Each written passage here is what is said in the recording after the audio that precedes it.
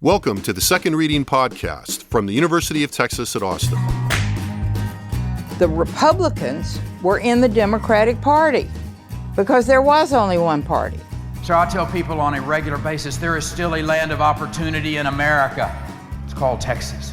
The problem is, these departures from the Constitution, they have become the norm. At what point must a female senator raise her hand or her voice to be recognized over the male colleagues in the room? And welcome back to the Second Reading Podcast. I'm Jim Henson, Director of the Texas Politics Project at the University of Texas at Austin, joined again today by Josh Blank, Research Director from the same Texas Politics Project. Good late morning, Josh. Good late morning to you. Ready to open myself to the universe and talk about. We had Josh doing a little yoga before we started. Well, you said you're ready to open yourself to the universe. I'm a little afraid what the universe is gonna. That's gonna put back. That's the trick of opening yourself to the universe. The universe is I don't want to extend the metaphor too far, but it makes me nervous. A little more yang than yin sometimes. I don't know. Lately, it seems like so. So obviously, once again, a lot going on. Yep. Many stories in the news. The shutdown of the federal government looms pretty large at this moment, but we should flag a couple of things going on.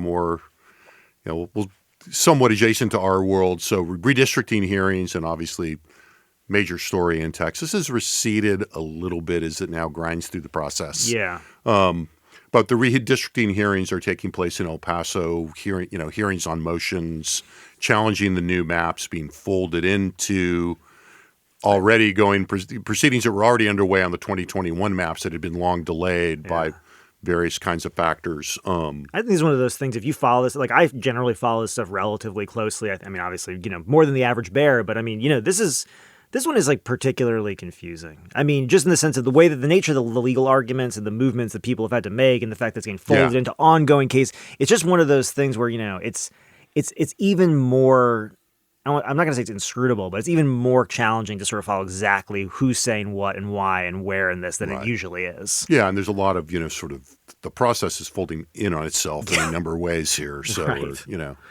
and I say folding rather than collapsing, but we'll see how that goes. But I think it is fair to say folding because of the links in the different judicial processes and the way that mid-decade redistricting from a legal perspective really complicated all of that even more. Mm-hmm. And then, another thing you probably noticed, we talked a lot last week about the Senate race in 2016, or 2 weeks ago now. We missed last week, about the Senate race in Texas in 2026. Fundraising reports came out as we record Thursday morning, I guess yesterday morning or late Tuesday night, something like that. Yeah. I think a lot of people are noticing. I'm getting, email messages and text messages from people out of state. Pretty impressive numbers out of the gate. Yeah. For rookie statewide candidate, State Representative James Tallarico, raised $6.2 million in the first report of his candidacy. Yeah. Which I understand really only covered because of when he announced about 3 weeks. Yeah. I'll say, look, we follow stuff and everybody wants to make big deals out of things when they want to make big deals out of things. But as, some people who don't like to make big deal out of things just because it's a lot of money. I mean, it's a lot of money to raise in 3 weeks. The question is it, what's the kind of sustainability of the momentum of that? And I don't know this, but my suspicion is that, there was something, not as long a runway as others, but there was something of a runway to this announcement. Yeah. In terms of, the rumblings about this during the session, during the special, then we just talked that, Tallarico was going to look to do something, the Joe Rogan thing and all that. So, not to be overly naive about this. A lot of this was probably getting lined up. Yeah. But nonetheless, the numbers were good. There were a lot of small contributions as I saw in the stuff that I read. I have to be honest. I have to look deeper. Yeah. Sort of the in-state, out-of-state numbers. One of the things about a candidate like that who has a really, notable social media presence is how much is he getting those donations from in-state contributions versus out-of-state. And that doesn't necessarily matter. Money's money, just to say it out loud. But in terms of, sort of gauging overall interest support, I think a lot of the articles that pointed out the fundraising also pointed out the numbers that we released, basically the week before the show that, still a large share of the Democratic electorate doesn't know who he is. Right. Huge share of the electorate doesn't know who he is. He needed that money. Right. So it's a start. Yeah. And again, to be balanced about that. But, his numbers were about where All Red was. Yeah. At this point in the cycle. Right. In 2024. And All Red raised, I think, a little over 4. Yeah. But had money in the bank already, et cetera. So that's not really the main topic today. I'm a little embarrassed to say, I don't remember what the in-state, out-of-state thing was. All that I looked at it. Now I don't recall because we're going to talk about other stuff. But wanted to flag it. It's out there. And if you're following that story, we did have unfaves for Tallarico and for Allred in the poll that we did at the end of August. All that stuff is at our website at texaspolitics.utexas.edu. And the interesting thing about that from the public opinion perspective is you can break that down by party, by age, by demographic groups that help you get a sense of where the starting point, the kind of baseline is for him. Kind of look at that in comparison to Allred, et cetera. I think the next poll that we'll do in the next little bit will be interesting to see. Yeah, and that's going to be an interesting interval between August and October for the unfaves and where a lot of these candidates are, and we'll be expanding our list of unfaves in that poll. For those of you who don't necessarily have to call, we're going to, it's going to be a pretty expansive list as based on what we have on the board right now. So, as I said a minute ago, we kind of want to talk a little bit about the shutdown. We have, some interesting data on that. That's not about the shutdown itself for the most part, but is I think good context for that. And if you want to talk about the context of this, it's all over the news. If you follow this at all, you kind of know what the TikTok has been leading into this. Yesterday and this, the first thing I heard when the radio went off this morning on the hour was the NPR lead saying government's still shut down. Right. Failed. Another failed vote in the Senate. Mm-hmm. The leaders are talking. There's a lot of news coverage about the negotiations that are going on about the terms on which they're going to end this. Yeah, and the strategy to get there doesn't look very favorable in terms of it ending soon. But I'm not there, and I think a lot of times the more successful of these negotiations are not covered. People are not talking to reporters about it. Yeah, right. Seems to me. Exactly so. Right. Now, we also want to talk about there's a lot of things we can look at in terms of the impact on Texas, which is kind of more in our domain. There's a pretty good roundup. There's actually a few good roundups. And there's a lot out there, but a good one going into the shutdown or day of the impacted policy and geographic areas in Texas. In a Texas Tribune piece by Gabby Birnbaum and Marika Friedman at the Texas Tribune. And then both Birnbaum and Friedman have separate articles, both of which following up. There's something this morning that was quite good that you were flagging. Yeah. But, there's two kind of separate questions that we'll get into here. The first question just that we can kind of round up, and I would point you to those articles, and you can help fill us in a little on this, is, what is the impact structurally, institutionally on the ground in Texas? Right. But then, how does the public think about it? What is the response? How will they notice? Those are, they're obviously, they affect each other. The first affects the second, and then maybe even a little vice versa. But certainly the conditions are going to be felt by people and it may shape public opinion. How it feeds back and how they prioritize it is a separate question. Yeah, I mean, but it's kind of clear though that it is going to have an impact in Texas. Yeah, and I mean, I think your point is good, which is these are on different timelines, and so usually whenever there's a government shutdown or the sniffings of a government shutdown, you and I usually get some calls and it's specific okay, what does this mean for Texas right now? And the answer is right now, not a ton per se, in the sense of what people think about is the scope of a government shutdown. And part of that is because there are certain functions they're going to just keep going, right? So Social Security, Medicare, and Medicaid payments keep going out. Yeah. There's about 200,000 Texans who are deployed by the Department of Defense. They're going to keep working, right? Because that's part of the contingency plan, right? So there is a certain aspect to this, which is okay, the effect is not as necessarily universal and uniform. Well, and it's not a shock and awe, right? So I mean, yes, there's 130,000 federal civilian employees in Texas. Right. They don't shut down NORAD. Yeah, but those 130,000 people all of a sudden aren't they're not getting paid. They're not going. They're going to have a hard time making rent, going to the grocery store. These things do have trickle effects, but it's sort of is it immediate? Not necessarily. And when I think in previous shutdown, threats that we talked about, there are things that will necessarily get affected, whether in Texas or elsewhere, in terms of you think about processing of things that the government needs to Yeah. do, and that stuff just slows down or stops. People not being there to answer the phone or Right. respond to your chats or emails, whatever. Yeah, and that's the sort of thing that, it's easy to think of it in terms of like government benefits and services, but the government also does a lot of things, for businesses, provides data, provides things that other entities run on and rely on. And as that stuff starts to jam up, over time, that's going to have a downstream consequence. But the main point is like, it's not like the government shuts down and all of a sudden it's like, the stock market's going to tank. All these things are going to happen. Everything just, the lights shut off, right? And so that is to say, like, yes, there's an effect here. 130,000 people is a lot, of people. And that's the federal civilian. That's the federal civilian federal numbers. civilian employees and Right. in Texas. But I think the thing that's tricky on this one too, and we'll kind of keep going, but is there's a lot of unknowns here, right? I mean, we're currently right now, we don't know how the White House is planning to carry out the government shutdown. They've signaled as part of the messaging what they plan to do, and some of it is a mixture. part of the bargaining. It's part of the bargaining, which we'll get to, but this sort of idea of they're very big headlines, sort of holding up, freezing federal funding in places like New York and it's Democratic-run states. Yeah. But ultimately, they're going to have to do the pain is going to be felt more widespread, even if they're concentrated versions. But also, of it. the OMB, Russell Vought, Yeah, Texas Project 2026, 25, yeah, or Project 2025, yeah. Threat that they will take this as an opportunity, not just to furlough people, but to fire them, Right. and with the hope that they don't have to rehire them. Yeah, and that's the sort of thing. We just don't know yet what that's going to look like and Yeah. how much of that is going to be. Are they really going to do that? Is it really a negotiating strategy? Or are they going to do it and then it's going to be in court for all? So anyone who says right now, well, this is the effect of the shutdown, I'm like, we just kind of we don't know. Yeah. We don't know that. I do think, and again, you mentioned there are two articles, and I do want to point out kind of the other side of this because it's really important for Texas, and that's the thing that I think is here. So at the Tribune, they also had this piece on what the Democratic side of this is, or the numbers behind it, which is what their arguments and kind of Yes. and what they're asking for. Yeah, so the Democratic, and we kind of talked about it, we should just do this real quick, but basically why don't you do this? You do this really well in the office, but what is going on here, the actual mechanics of this, right, is that the ACA subsidies that the Democrats passed in 2021, which expanded the eligibility for these ACA tax credits, is set to expire, right? Okay.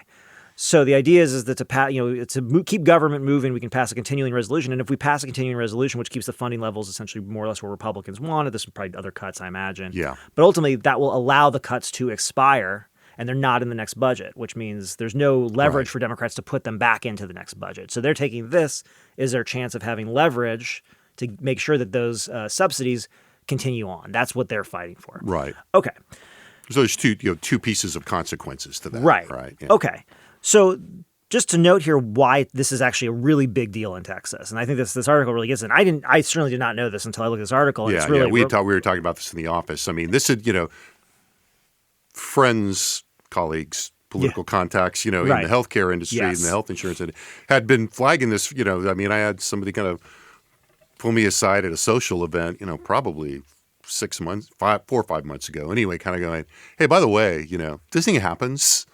It is going to have a massive impact. There's going to be a lot of people, and they kind of lay that out in the piece. Right. So this is the impact on Texas if those ACA subsidies were to expire. So basically, since 2021, when they expanded eligibility, the number of Texans using those the number of Texans on the ACA using the enrollment mechanism tripled from 1.3 million in 2021 to 3.9 million. That's a lot of people. And that's when we saw a real drop in the number of people without health insurance. Right. The time period is longer, but it went from almost 25% to just a little under 17% over a little bit longer of a time period. But this is to say, a lot of times when you say oh, it's a big deal, and then you say it's like, oh, there's 130,000 people are going to lose their job. It's like in Texas with the number of people we have, it's a lot of people, but it's not a lot of people. Yeah, regional distribution factors, right. Areas where the military and government are heavier, yeah. But 4 million people is a lot of people. Yeah. Okay. So what does it mean in reality? So the annual premium for a family of 4 enrolled in this coverage from 2021 to 25 dropped from about $3,700 to about $1,600. If the subsidies were to expire, it's going to jump back up almost immediately, like next month, is my understanding, to about $3,400. So more than double. It's going to more than double. And what's really, really remarkable about this is that, the expectation is that either due to, loss of the subsidy or people kind of just walking away from the market, they expect about 4 million Americans are going to drop coverage if these tax credits expire. The Kaiser Family Foundation projects about 4 million Americans are going to drop coverage.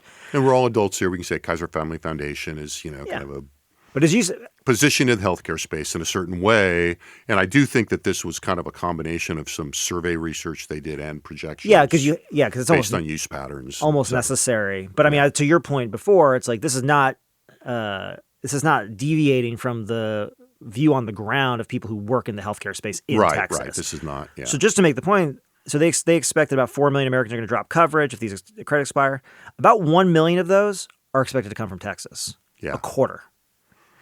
So like, it's a pretty big fight for here. I mean, both in terms of the fact that Texas relies on a lot of federal dollars, which we talked about, which are going to slow down and trickle to or dry up or stop based on the government shutdown, whatever cuts get made on top of that.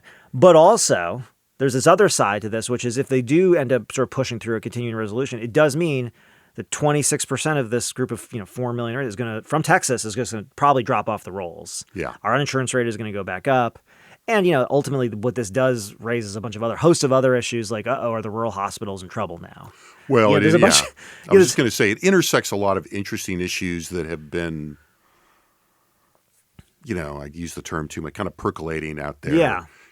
Some of those things that you see kind of underneath the data, it's like, wait, is that there? And you look again but the health, and I was talking to some folks, I was at a health insurance industry, gave a talk this week, which was, thanks for having me, folks. But, as always, fun and interesting, learned a lot.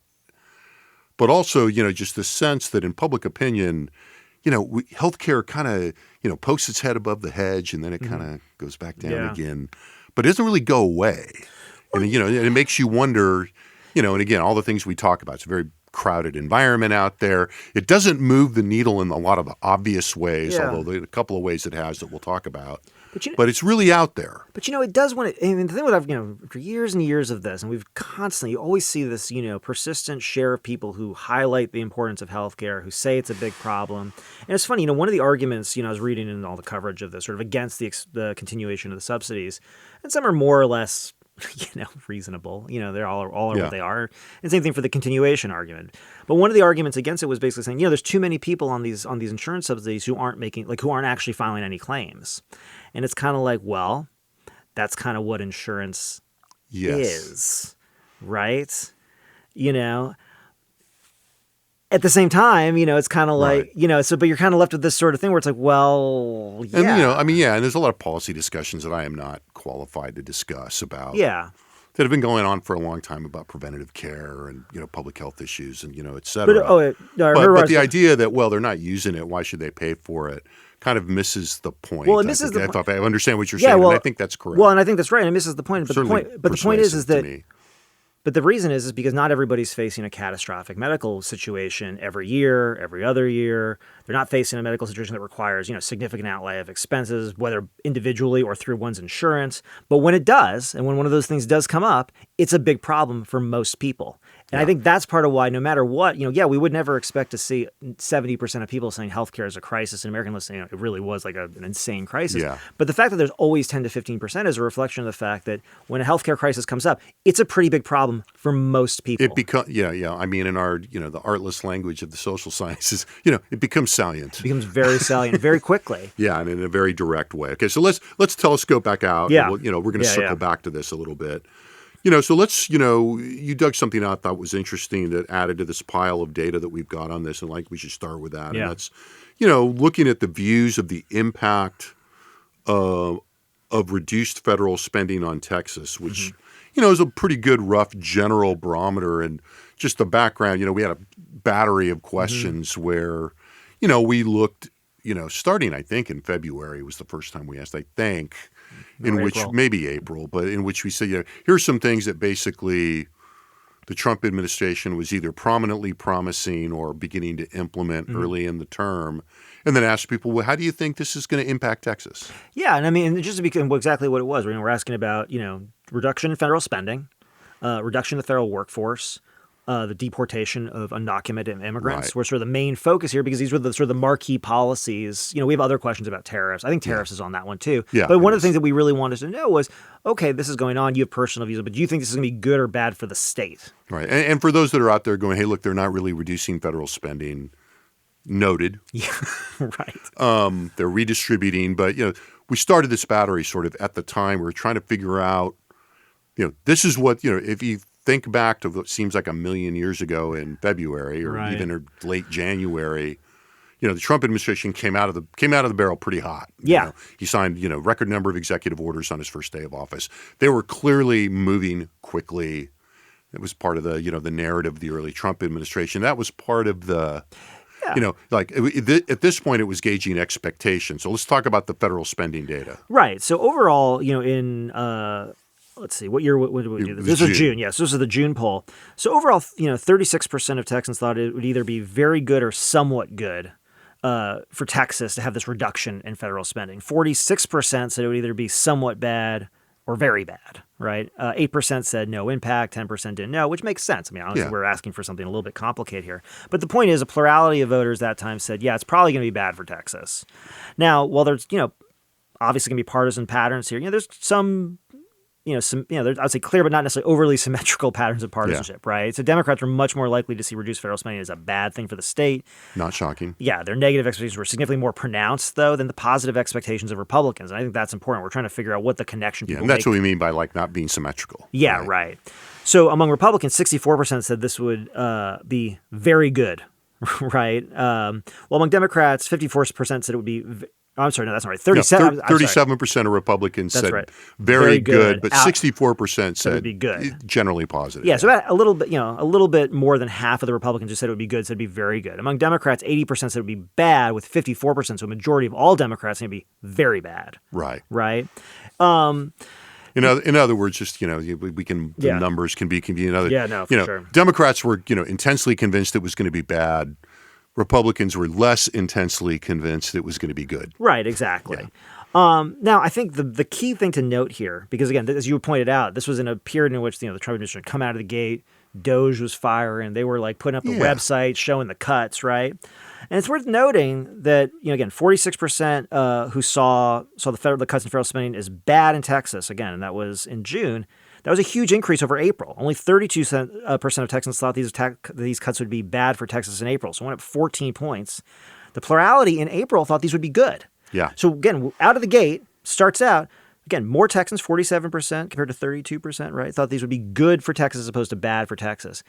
Jump ahead just a little bit from, from April. I'm doing bad with months. Yeah. April to June, right? There you go. And it flips. Yeah. And so the reason we just bring this up is to say that, even at the time, just a little bit ago, when sort of Texans in particular were faced with this question of whether reductions in federal spending would be good or bad for the state, they'd already flipped to saying, yeah, no, I don't think that's good for us. Yeah. So that'd be good, like our colleague Darren Shaw is always talking about, he has always interesting views of these views of spending that when you really push people on it, they're not.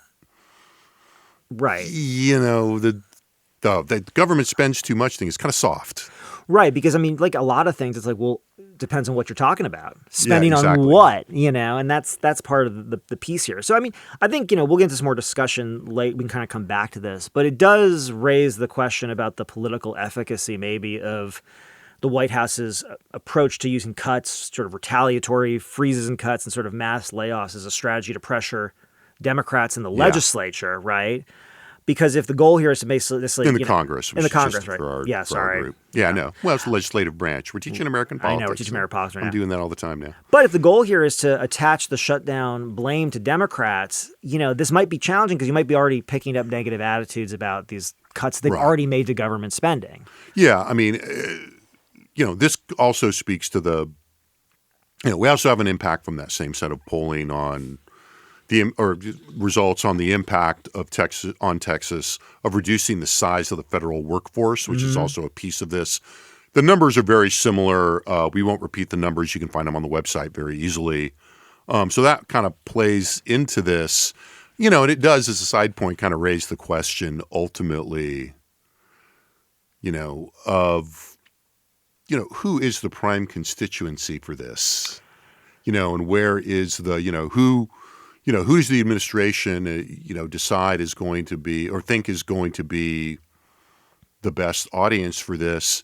And probably more subtly, who cares about what audience within the administration? Because I think that at the end of the day, the policy, political philosophy, infrastructure in the Trump White House, Russell Vought, people like that, they are not as targeted on Donald Trump's personal political success as Donald Trump is. Yeah, that's a good Or even Republicans in Congress. Right. I mean, this is an opportunity for people like that who have always wanted to cut lots of government programs to basically take an axe. This is their moment. This is their moment. And so if given the opportunity, they may go for that. I think, the only sort of counterpoint I can make in terms of what we were just talking about is it's possible that some of those negative perceptions were wrapped up in Doge and Elon Musk. And I think that's a good point. And I think, we do have to sort of caveat this to say that there was other stuff going on in that period that people could have issue with. At the same time, just to say, it didn't take very long for Texans to say, maybe all these cuts aren't good for us. Yeah. And so, and again, not uniformly, but it's out there, Yeah. I mean, and I think, look, I kind of took a peek as I was putting some of the data together for this. You still have a familiar pattern when you look at those numbers by conservative intensity. Right. And a little less so, interesting, but still there, but a little less so by party identification intensity.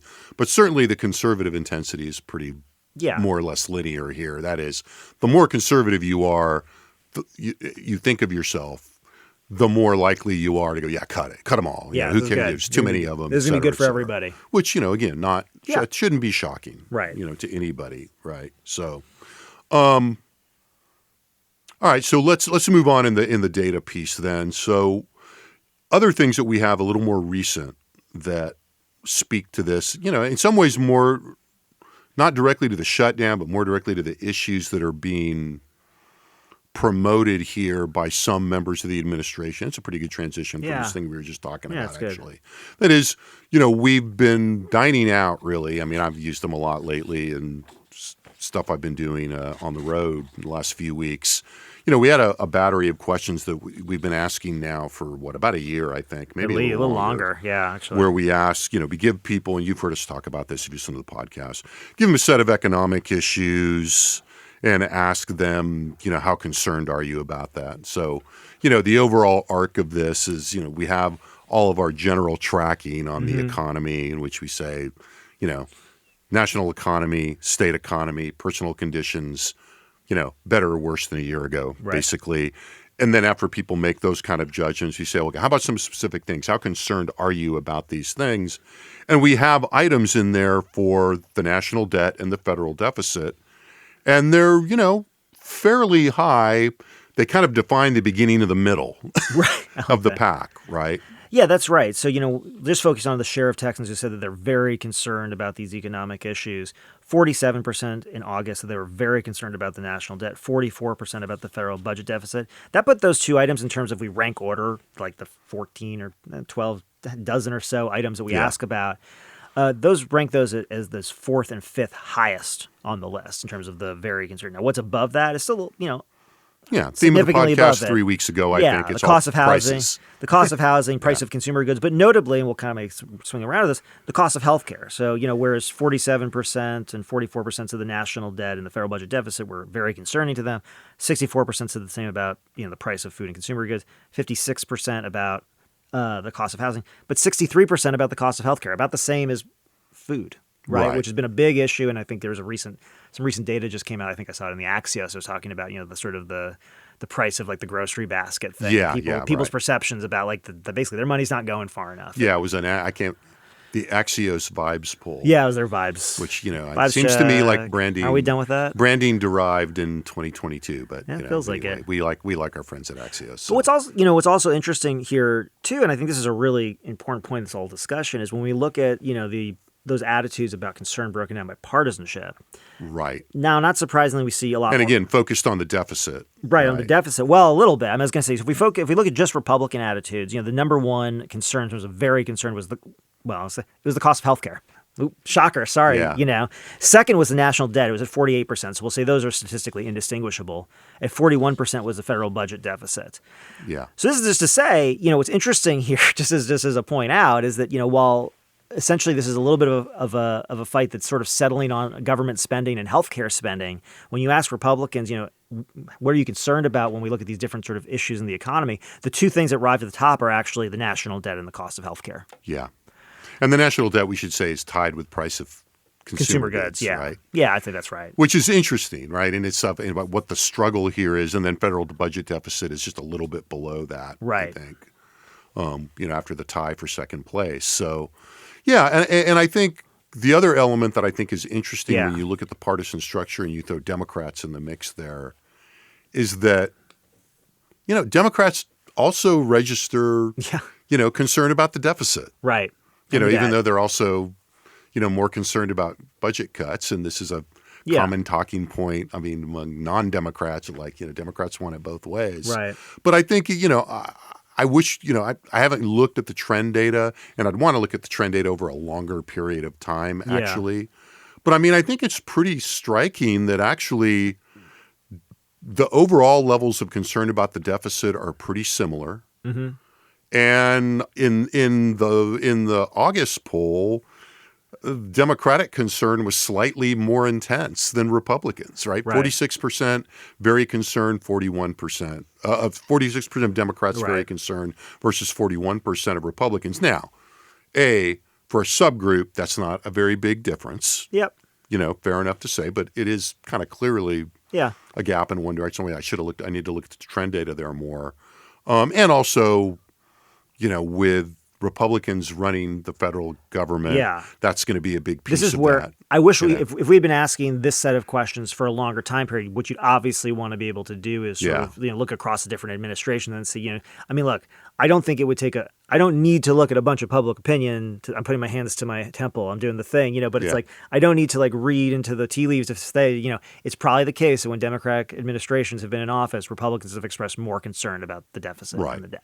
Right? And there is something, and Democrats less. And there's there's the other interesting dynamic here, which I think we talked about a few weeks ago, but I kind of raised again. It's kind of near top of mind because I talked about it a bit in the talk I gave earlier this week. That the closer you get to home. Mm-hmm.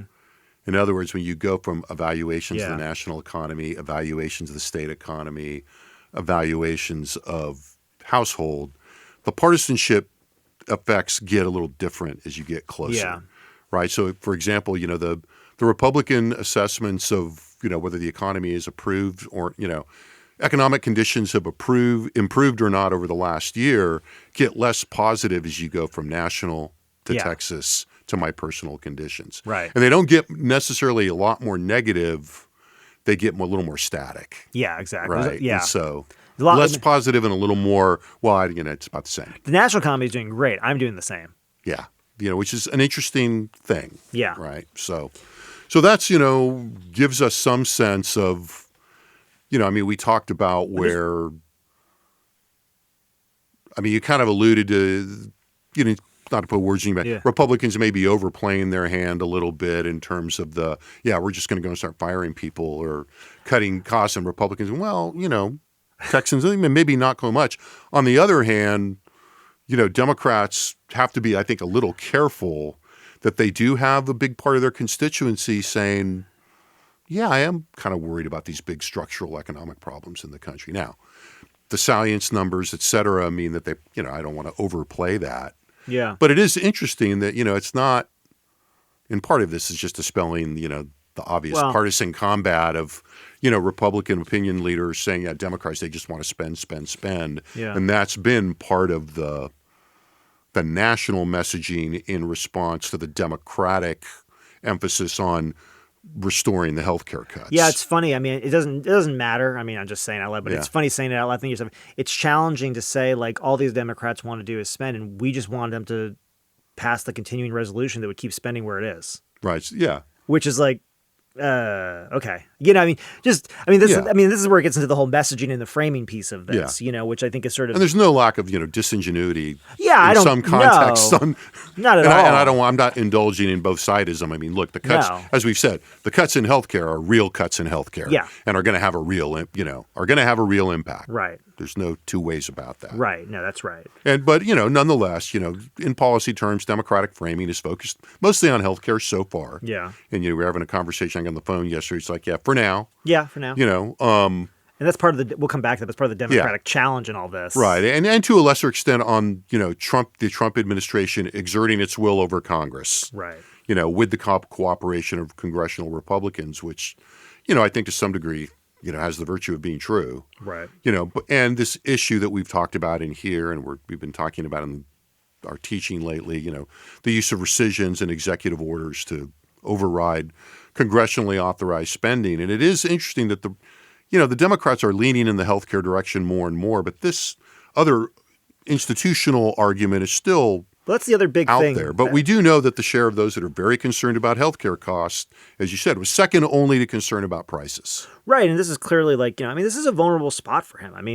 We ask in these in our polling, we ask in addition to sort of the general job approval numbers for all of the statewide officials and the president, we also ask about Trump's specific job performance on about 17 or so policy areas. Sometimes it gets a little bigger, a little bit smaller, depending on what's going on.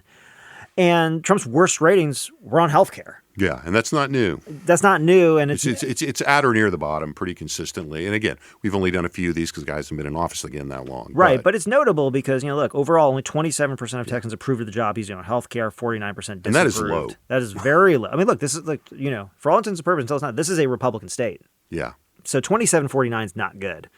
This included, obviously, comparatively mediocre reviews from Republicans. So 52% of majorities still approved, 12% disapproved, 29% were neutral, and 7% didn't know. Now, when I say that they are comparatively mediocre at 52% approval, for comparison, his top-rated issue among Texas Republicans was, of course, border security.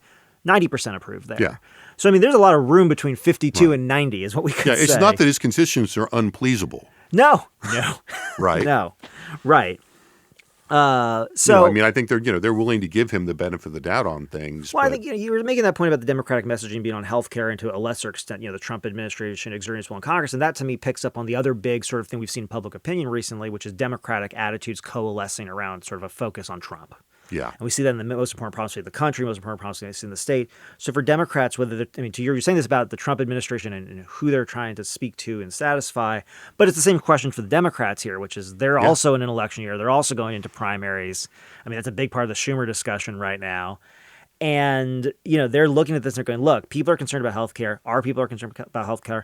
Other people who aren't our people are concerned about healthcare. And you know what unifies our base more than anything right now? The president. Yeah. So if we focus on, him sort of pushing Congress around, you can change Congress if you want. It's you can see what they're thinking here, when you if you're a member of Congress right now, even given this variance we were just talking about in Republican approval of Trump in different issue areas, he's still in better standing than what we now have to say is just the perpetually beleaguered legislative branch. Congressional approval in August was 27 approve, 53% disapprove, and that was actually, not bad, kind of good for them. Yeah, not too bad. It's in the high end of the band. Yeah, that's about right. Yeah, the approval was higher than it's been generally. Yeah, it moves around a lot. They were as high as 35, I think, right after the election in November in our December poll. And that December poll was generally, people were, we've been talking about this in our December polls. People were just generally in kind of a better mood. Yeah, I think probably because everybody this past December and the election was over, we left him alone for a little bit. Right, exactly. No, but I think it's one of the funny things about all of this is the idea here right now is there's this they call it the blame game, and who's going to get saddled with the blame from this. And it is really interesting. Just kind of looking at these numbers and just sort of sitting back and going, so how much of a hit could Congress even take? Right. As a body and as an institution here. Ultimately they have such low regard among the public to begin with. It's almost like, is this really going to drive down attitudes much further? And, I don't think that necessarily matters so much as to say, I'm not sure that there's a huge amount of pressure on Congress right now because the public is going to be like, Congress, you're not doing this right. Right. So they already think they're, but, how low could they go? If we go back through, if we look at the time series of the total approval numbers for Congress, overall approval numbers, the low point is 19. So, we know they can go that low. Right. They can go at least that low. Right. And, and again, the partisan numbers are interesting. Only another 52%, only 52% of Republican voters, with their party in the majority in both chambers, albeit a tissue paper thin majority in the House, only 52% approve of Congress, while 24% disapprove and, 20% have this neutral rating. Democrats, of course, express lopsided disapproval. with independents kind of in the middle, a little more mildly, but, like everyone else, still predominantly disapproving. Yeah, I mean, independent disapproval has been upticking. And this is the sort of thing that is tailor-made to increase independent disapproval. Right. And yeah, again, I mean, they already have they have a chip on their shoulder about institutions and government. Well, look, which is we've talked about this before. It's kind of inherent in the true independent profile. Right, exactly. And this is also a moment we should flag for people in there. Yeah. There was an Axios National, and I don't know if you saw it, piece. I think it was in just the regular Axios, but I'm not Axios AM. Where some poll had parsed out independence, and it really illustrated the drum we're beating on independence here all the time inadvertently, and that they took the 3-point independent number and broke it down. Yeah, and it's like, oh. And they try to differentiate, active but hostile independence, passive, not involved independent. It was interesting in that way, but the point I'm making is that it did recognize that, I can't remember what cheeky term they used, that there were, people saying they're independents that are really just cloaked Democrats and Republicans. Yeah, I think somebody wrote a book about that 30 years ago. Yeah, a while ago. Yeah. All right, so a little bit. We've been going on for a while, surprisingly not. I think what this points to among, there's a lot of things we could pull out of this, and I'll just give you an open-ended to pull something out. Okay. But we do have to say, going in, congressional leaders in the White House not in the mood for compromise. Yeah. Right? I think the White House seems to feel that they have the upper hand. Now, they often think that. They're often right, but they're not always right. And I think we're seeing that in the way that, again, I think as we've talked through this, part of that impression is a function of the posturing and the readiness of some of the non-elected officials in the administration to execute an agenda that they want to execute. And they're seeing this, while others are saying, is this a political problem? They are seeing basically an opportunity. Yeah, it's an opportunity. And, for their part, Democrats, for all the tough talk, are in a bind with no real good choices. Mm-hmm. I think it was the New York Times Daily podcast yesterday, which I listened to on the road driving back from San Antonio, had a bit, they kind of lay out the thing, and then it was an interesting thing in terms of some of the things we've talked about for the class, actually.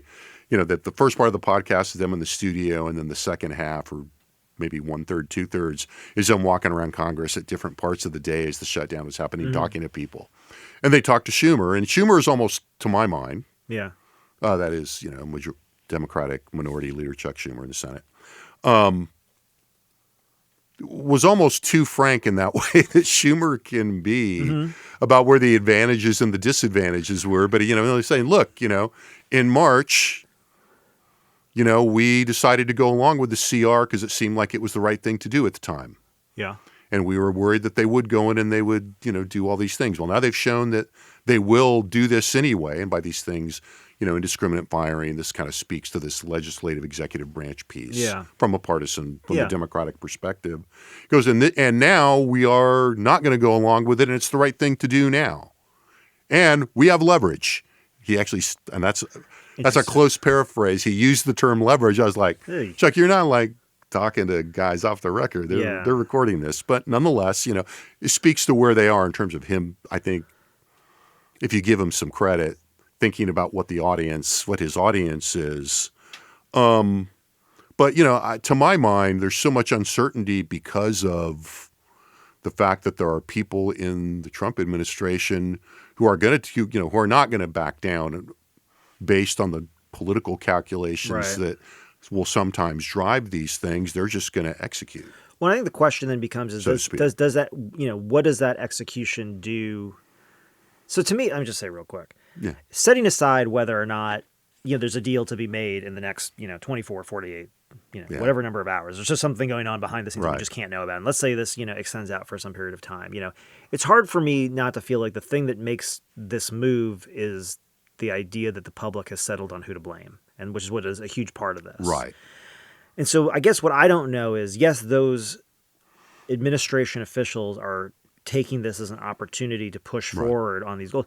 The question then becomes, okay, how does the public react to that? Yeah. Because I think, in normal circumstances, the whole idea of even a blame game, I'm making the quotes here, is almost insane. I mean, just to say real quick, right? Republicans have control of the House, they have control of the Senate, they have control of the presidency. There is no blame game. Yeah, I mean, there's that clip of Trump from 30 years ago saying that essentially when there's a shutdown, it's the president's fault. Yeah. I mean, there's a bunch of stuff out there, which I think Democrats are going to spend a lot of money running. Except it's really, I'm sitting here nodding. But I have another side. Let me finish. Let me just finish. Now, normally I think that would kind of be like, it's like, look, you can try to blame the minority party for the government shutdown, but that's a heavy lift. Yeah. However, two things. Number one, Trump is unique in of his own class when it comes to the heavy lift of communicating, things that might be difficult to communicate or seem, not consistent. Even in the fact of them being at odds with some of the fundamental kind of facts. Yeah. Right. It does not, obviously is not fundamental. The other key thing here for me that sort of makes that calculation not so obvious is the Democratic opposition, or the Democrats as an opposition party, are so fractured and really leaderless. And I'm sorry to Senator Schumer, but so leaderless at I'm this sure he point. appreciates that. Yeah, I don't think he cares. so just about me personally, but so leaderless at this point that creates, this vacuum that I think, Democrats, I think, are consistently finding themselves behind the eight ball on everything. Yeah. And it's on all messaging because, really for Republicans, the messaging comes from the top down and everybody knows what it is the second it happens, right? Yeah. And they, and they follow suit. The Democrats do not have that. I mean, and even the whole way you lay it out and the reality of, back earlier in the year, the politics, just in reality, the politics dictated that the Democrats would be in a bad position if they did anything to create a shutdown or to contribute to it. Here, the calculation has, seemingly changed for them. In Schumer's view. We should note that, the other thing that Schumer left out is, I got the living crap beat out of me for taking that position from And I'll say the vocal wing of my party. And I'll say, I think from just a pure politics standpoint, I still think that was the right position to take at the time. And this may or may not turn out to be the right position for Democrats to take to achieve whatever their goals are at this point in time. But even just saying that Democrat goals, whatever those are, it's like, well, the really only Democratic goal we can talk about is like maybe retaking the House. Yeah. That's about all that's on offer here.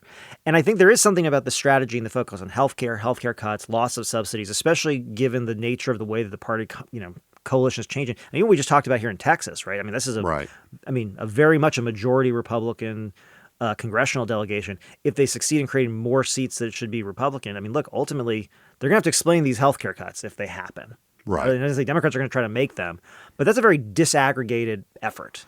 And it's diffuse, and there's a lot of, again, there's just a lot of uncertainty there, and I which leads me to say, look, the Democrats do not have a good choice here. No. That is it's inherent in both being the minority party most obviously, but also the difficulty of their own internal coalitional politics. Yeah, and I think the interesting thing is going to be then not so much one, it's how long does this last? As it plays out, where does the public a lot blame? And trust me, there'll be plenty of pollsters, including us, asking to try to figure out who people see as responsible. Where responsibility, if they're assigning responsibility, and if it goes on, people's perceptions of the negative consequences and impacts, such as they are, right? And that stuff all kind of matters. But the other thing is do the Democrats hold together? Because that's really, most of the strategy stuff that I'm reading in these days are kind of the Republicans know who they're talking to. Yeah. They know exactly who they're trying to peel off. Because in the Senate, basically, the vote that failed here, they're coming up 5 votes short. Right. And we've seen this movie. Yeah, exactly. In some sense, you could say, outside of everything else that's about this movie, you'd say this is kind of how it's supposed to happen. They're supposed to come together and figure out, what that looks like. But, the question is, can those Democrats hold together? Do they want to? I've been sort of seeing the idea that some number of them are retiring, being used in both directions. Yeah. Is that they might vote with them because of that. They might not, And that's all, again, remains to be seen. But I will say, I do think, even having said all that and sort of acknowledging, I think the Democrats' weak choice, weak overall positioning, I do still think regardless, it's a heavy lift for the president with majorities in both chambers of Congress to say this is their fault. Well, and I think that if you think about what the outcomes look like, and I think, I'm always loath to think, well, we're thinking of this and they're not. And so I don't think that. And I was just going to, in the more affirmative way of saying that, I think this is baked in, but if you kind of game it out, Yeah. right? So the shutdown goes on for some indeterminate period of time. Mm-hmm. It ends.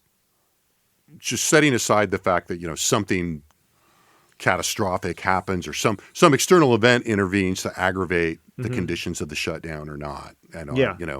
But that's an important it's a big point. thing. A plane crash, a national disaster, And something that can be either definitely or even plausibly linked to the shutdown. Right.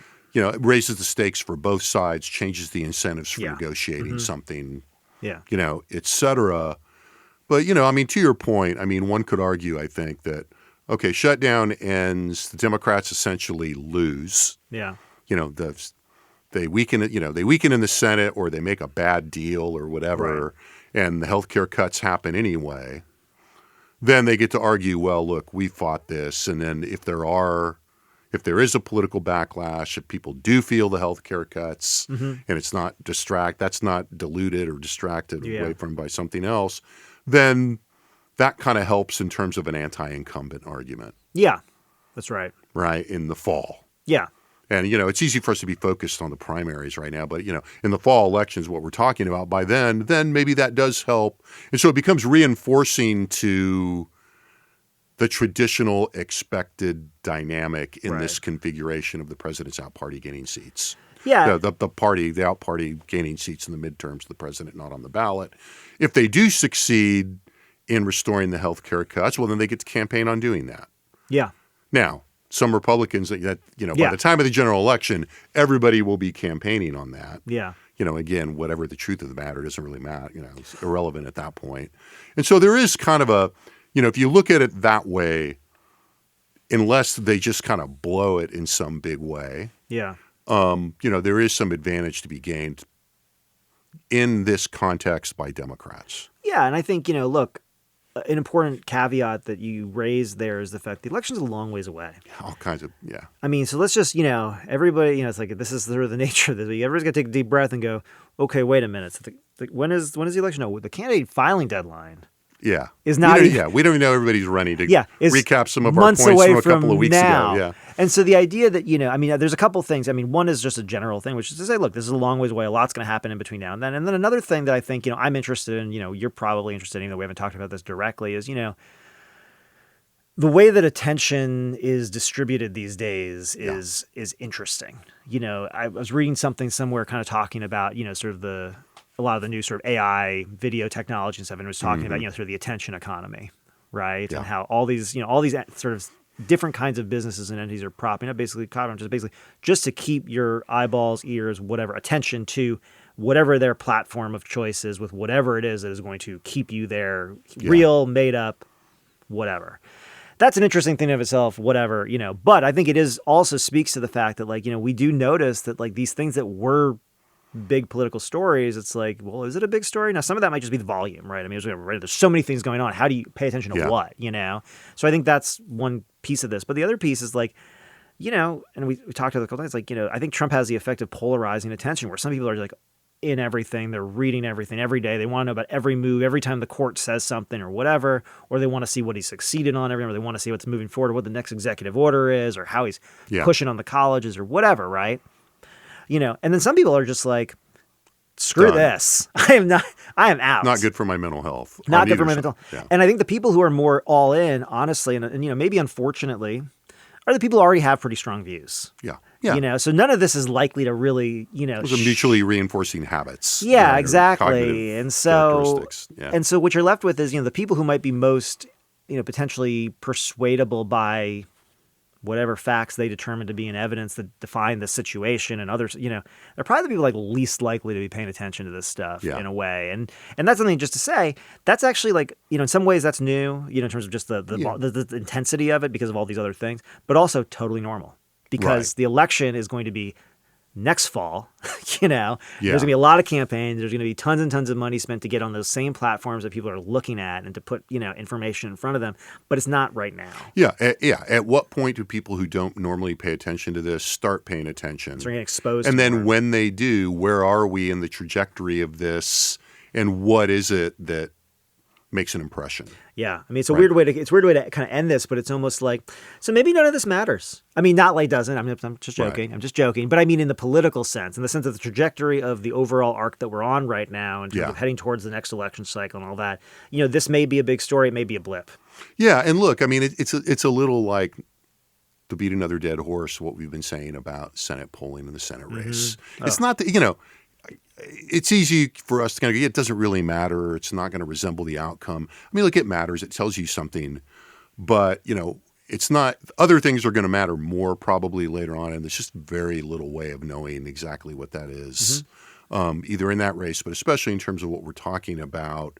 This is a very complicated damn thing, and in a very dynamic environment in which, a lot of things that are relatively unforeseeable – in any big way, could intervene, affect the politics, and those are and we have no way of knowing when that's going to grab the public's attention. And because of the media environment you're talking about, what the configuration of views of that event are going to be. Yeah. Right. Just not.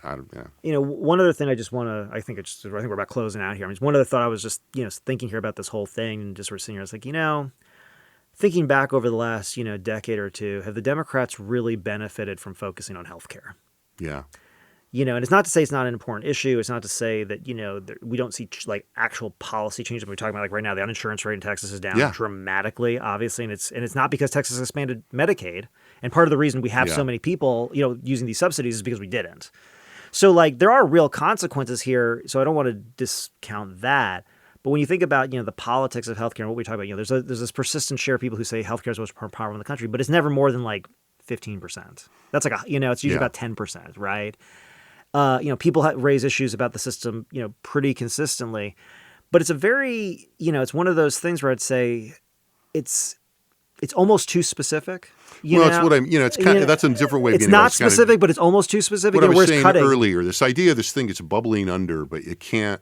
Yeah. And part of it, I think, and it's not a, because I'm so skeptical of, particularly on the Democratic side, people say, no, we don't have a policy problem, we have a communication problem, which is not true, generally speaking.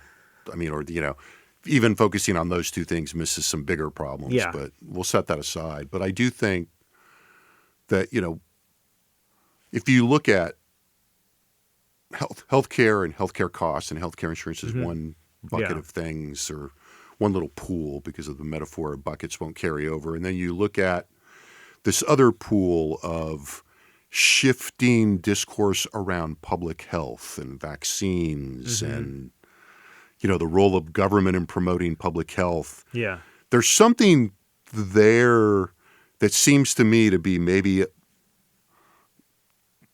a little bit of a pointing towards some different way of talking about all this, and solving the problem you're kind of alluding to with, it's persistent but not predominant.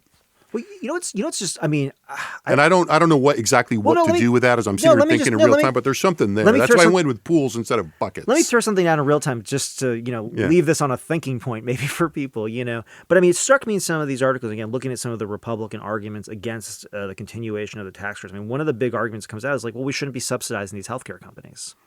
And I'm like, oh, well, that's interesting. Because this is sort of the system that was sort of fought tooth and nail to maintain. Right. To basically as a compromise. It's what made Obamacare basically why Obamacare was really rooted in the Romney plan. Right. It is 100%. And so, and I mean, it came out of, conservative think tanks. I mean, this was the way to institutionalize the insurance. What was then conservative? Yeah. Well, it was then conservative. But it is interesting to hear say like, well, we shouldn't be subsidizing these insurance companies and all that. And so one, I mean, just hearing this sort of like, it tells you that there's something else going on there. And then the other piece to that I'd also sort of throw into the pool is, anytime that we have asked Texans in the last number of years about if they prefer, the system that we have, this insurance-based system where you basically get, most people get coverage through their employer, and essentially, but if they lose, but some people are just not going to be covered this way. It just is what it is. Or if we had a universal government-based system where basically the government covers all the health insurance, but then, you're going to pay taxes for it. surprisingly, and I really do mean this surprisingly, more often, I mean, honestly, really, I think every time we've asked it, the plurality or majority of Texans have said, no, we would just take the government system. Yeah, I think it's usually a plurality, right? It's close. I think we've gotten a majority. Maybe we got a 51. But it's not like it's like a close cut because nobody really goes and says, man, this insurance-based system is great. Yeah. I mean, because, like, honestly, I don't think anybody says that. I just don't know anybody who does. I mean, if you do, I'm sure there's somebody who does. You friends. Well. You some friends. But, but for the most part, most people's perspective is that this is not, the most, it might produce. There's a lot, well, it's there's it's a lot basically to a way, criticize. it adds some dimension to this thing we're talking about. There's this underlying kind of dissatisfaction with it. Right, absolutely. And, this is where, go to another thing we had conversation, this is where comparative. Yeah. We need to look at some comparative public opinion on this that would be interesting, I think. Yeah. All right. So with that, Josh, thanks for being here. Fun conversation on a busy week. Appreciate you making the time. Love it. Thanks, as always, to our excellent production team in the Liberal Arts Development Studio here at UT Austin. Again, we talked about a lot of data today. Have a look at texaspolitics.utexas.edu. You can always, if you go to polling, we have a really pretty good search tool. If you hit healthcare and related issues in our search tool into some pre-selected key term menus or just do a raw word search, you'll find lots of stuff and it's very interesting, frankly. So thank you for listening. Check out that data. We'll be back soon with another Second Reading podcast. The Second Reading podcast is a production of the Texas Politics Project at the University of Texas at Austin.